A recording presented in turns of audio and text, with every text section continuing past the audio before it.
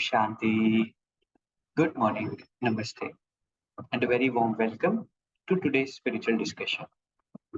कई बार हम अपने आप को देखते हैं कि सब कुछ हम कर रहे हैं, हर ज़िम्मेवारी निभा रहे हैं, लेकिन बैक एंड पर वो भारीपन होता है, मन में सवाल होते हैं कि सब कुछ ठीक होगा या नहीं होगा और कुछ न कुछ बात का, कुछ न कुछ रिस्पॉन्सिबिलिटीज़ का बोझ हमारे ऊपर होता है। कई बार हम सुनते हैं कि परमात्मा कहते हैं कि बोझ मुझे दे दो, हमें हल्के होकर रहना है। लेकिन सुनते हुए भी, जानते हुए भी फ़ॉलो नहीं कर पाते, कैसे हम प्रैक्टिकली हटके रहें। तो आज इसी टॉपिक पर हम डिस्कशन करेंगे और हमें गाइड करने के लिए कमल भाई जी साथ में जुड़े हैं। कमल भाई जी का आज के सेशन में बहुत-बहुत स्वागत है। ओम शांति भाई जी, good morning and a very warm welcome. Om Shanti. Good morning, everyone. Thank you so much. भाई जी, ट्रस्टी होना क्या होता है? कैसे हम ट्रस्टी होकर हल्के रह सकते हैं? क्योंकि ज़िम्मेवारियों के, बच्चों के, ऑफ़िस के कुछ न कुछ बोझ मन पर लगा होता है, तो कैसे हम हल्के रहें?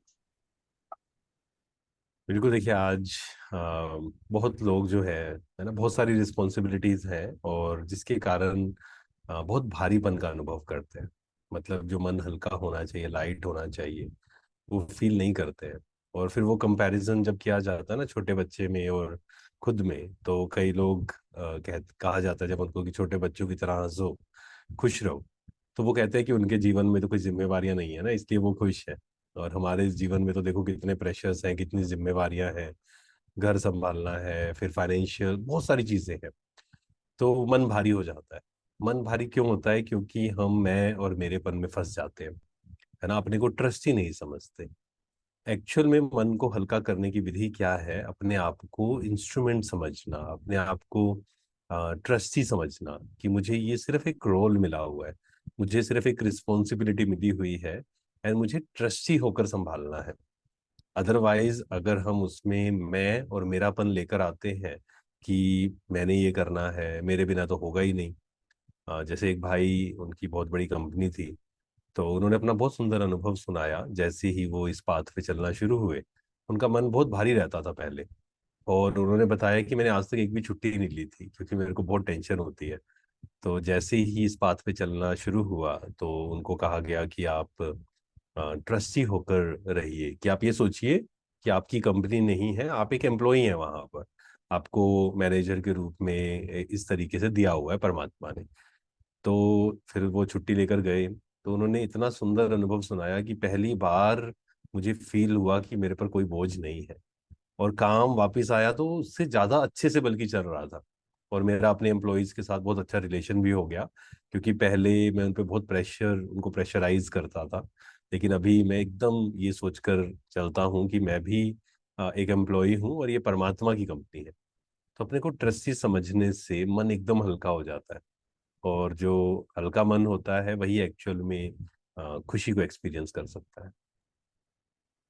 राइट भाई जी, तो ये बहुत सुंदर तरीका है जो हम सभी को अपनी लाइफ में अप्लाई करना चाहिए कि हम अपने आप को ट्रस्टी समझ कर चले, चलाने वाला, कराने वाला परमात्मा है। भाई जी, कहा जाता है कि जैसे इंदिरा गांधी जी भी चले गए तो भी देश चल रहा है और कई बारी हम यही सोचकर चल रहे होते हैं कि हम नहीं करेंगे तो कौन करेगा क्योंकि हम ही उतना रिस्पॉन्सिबिलिटी से चीज़ों को कर रहे होते हैं। तो ऐसा लगता है कि हमारे चलने से दुनिया या लाइफ या हमारा परिवार चल रहा है। ये बिलीफ कितना गलत है और कितना भारी हमें बनाता है।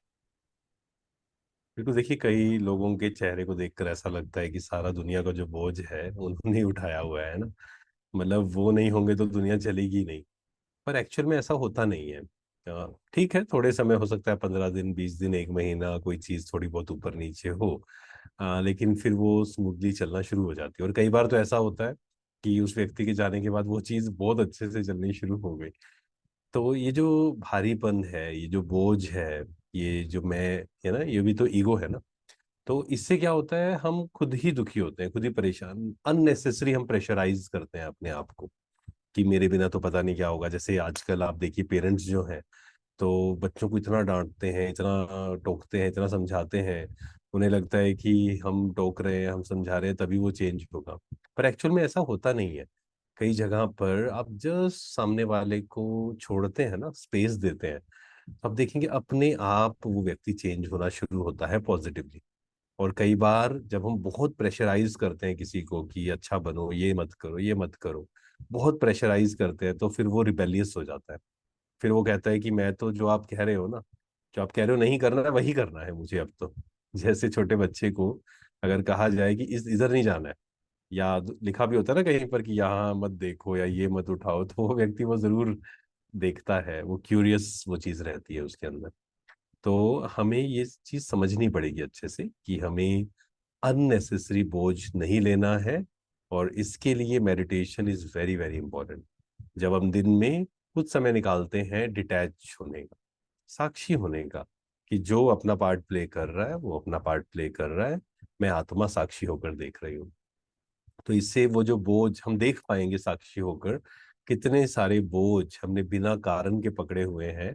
और जब उन बोझ को छोड़ते हैं, तब फील होता है कि ये जो बोझ हम फील कर रहे थे कि भगवान ने हमें दिए हुए हैं या लोगों ने हमें भारी किया हुआ है, बट एक्चुअल में हमने ही वो बोझ पकड़े हुए हैं। जो एग्जाम्पल भी देते हैं ना डाली वाला, कि आई थिंक तोते का वो एग्जाम्पल है, वो कहता है कि मुझे उड़ाओ उड़ाओ, तो उसने खुद ही वो टहनी पकड़ी हुई होती है। Very true. ऐसी तो बोझ एक्चुअल में हमने पकड़े होते, बाहर की कोई बात नहीं होती। हमें हल्के होकर रहना चाहिए, अपनी समझ के साथ हम हल्के हो सकते हैं। भाई जी, अ, जैसे हम बात कर रहे थे, तो एक आर्ट होता है, art of getting work done. और किसी किसी का नेचर ऐसा होता है कि सारे ही काम खुद करना चाहते हैं, क्योंकि करवाना नहीं आता या ट्रस्ट नहीं करते। लगता है कि घर का ये भी काम मैं कर लूँ, वो भी मैं कर लूँ, क्योंकि वो परफेक्शन से भी हम करना चाहते हैं। लेकिन वही काम हम थोड़ा क्लियरली कम्युनिकेट करें, थोड़ा प्लानिंग करें, तो बहुत सारे काम हम बाँट करके मिल-जुल कर कर सकते हैं। उसमें आगे वाला व्यक्ति भी रिस्पॉन्सिबल खुद को समझता है। तो कहीं कहीं न कहीं हम ही उस बोझ को लेकर चल रहे होते हैं। तो कितना ज़रूरी है कि ये भी चीज़ हम परिवार में या संगठन में यूज़ करें। बिल्कुल, देखिए जब भी हम संगठन में है ना, या फिर मान लीजिए एक लीडर है, उसे कई लोगों को संभालना है, तो वो कला भी एक बहुत बड़ी कला है। एक है खुद काम करने की कला, एक है दूसरों से काम करवाने की कला। तो एक्चुअल में ये बहुत बड़ी कला है। इसके लिए कुछ इसके हम कहें कुछ फैक्टर्स आते हैं जो इससे रोकते हैं, है ना। उसमें नंबर वन तो यही होता है कि हम एक्सपेक्ट करते हैं कि सामने वाला, मान लीजिए मैं इसको इस काम को ऐसे करता हूँ तो उसको भी ऐसे ही करना है, या मैं 4 घंटे में करता हूँ तो उसको भी 4 घंटे में ही करना है। पर हर किसी की कैपेसिटी अलग अलग है। इसलिए स्वीकार भाव संगठन में, चाहे घर में है ऑफिस में है, स्वीकार भाव होना बहुत जरूरी है कि हर किसी की कैपेसिटी अलग अलग है। राइट। और दूसरों को रिस्पॉन्सिबिलिटीज देना ये बहुत अच्छी बात है एक्चुअली। क्योंकि फिर नहीं तो हम बहुत ज्यादा स्पून फीडिंग करेंगे ना, तो भी क्या होगा, सामने वाला कभी भी ग्रो नहीं कर पाएगा। तो जब हम उसको रिस्पॉन्सिबिलिटी देते हैं, तब भी उसके अंदर वो पावर आती है कि यस मैं ये कर सकता हूँ, और फिर उसको अप्रिशिएट करना। नहीं तो कई बार क्या होता है कि मान लीजिए किसी ने काम किया और हम उसका क्रेडिट लेना चाहते हैं, तो फिर वो जो ट्रस्ट इश्यूज हैं, है ना, वो सारी चीजें बहुत प्रॉब्लम्स क्रिएट करती हैं। तो दूसरे को अप्रिशिएट करना, और खासकर सबके सामने किसी ने अगर कोई काम किया है, और इससे कोई इंसान छोटा नहीं होता है। कई लोगों को क्या लगता है कि जब हम दूसरे को अप्रिशिएट करेंगे ना, तो हम छोटे हो जाएंगे। ऐसा नहीं है एक्चुअल में। हम भी ग्रो करते हैं जब हम दूसरे को अप्रिशिएट करते हैं। क्योंकि दूसरे को अप्रिशिएट करने के लिए अंदर बहुत शक्ति चाहिए, बहुत खुशी चाहिए। अगर अंदर इनसिक्योरिटीज हैं या असंतुष्टता है, तो वो व्यक्ति कभी भी दूसरे को अप्रिशिएट नहीं कर पाएगा। इसलिए आज आप देखिए, लोगों को पता है अप्रिशिएट करना है। कई लोग आते हैं, वो कहते हैं हम चाहकर भी अप्रिशिएट नहीं कर पाते, क्योंकि वो अंदर वो नहीं है ना, वो पावर, वो खुशी, वो आनंद जो दूसरों को अप्रिशिएट करने के लिए चाहिए। और कई बार क्या होता है, मान लीजिए एक व्यक्ति है, आपने उससे काम करवाया, और कोई आकर उसकी महिमा करता है कि इन्होंने तो बहुत अच्छा काम किया। तो कई लोग ना बहुत इनसिक्योर होते हैं, वो सुनते सुनते उनको बहुत बुरा लगता है, और फिर कुछ ना कुछ वो कमी बताते हैं कि अच्छा नहीं नहीं ये तो ठीक है, बट इसके अंदर ये भी कमी है। तो फिर इससे क्या होता है, वो जो आपस में एक प्यार है, या अच्छे से चल रहे हैं लोग, वो नहीं चल पाते हैं ना फिर उसके कारण। तो दूसरे को अप्रिशिएट करना, दूसरा आगे बढ़ रहा है तो उसमें खुश होना, कोई दूसरे को अप्रिशिएट कर रहा है तो हमें भी खुश तो फील करना ही है, साथ में हम भी उसको अप्रिशिएट कर पाए।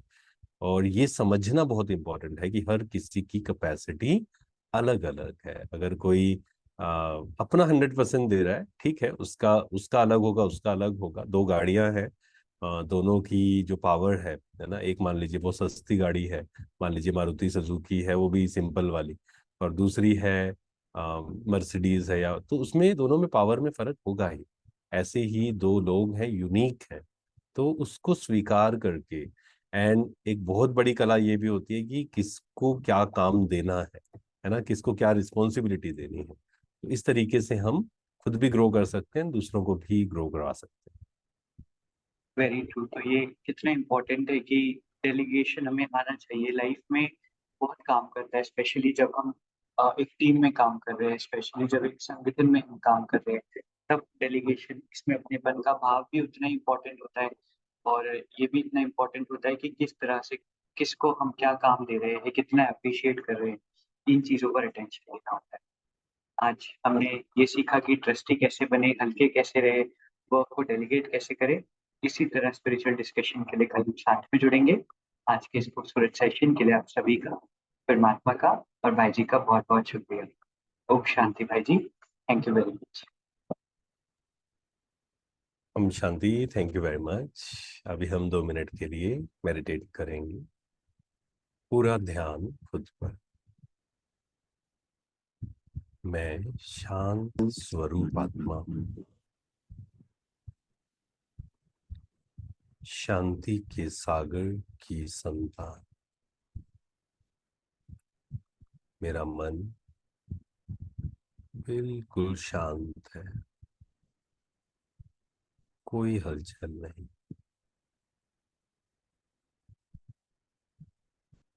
मैं ट्रस्टी हूँ।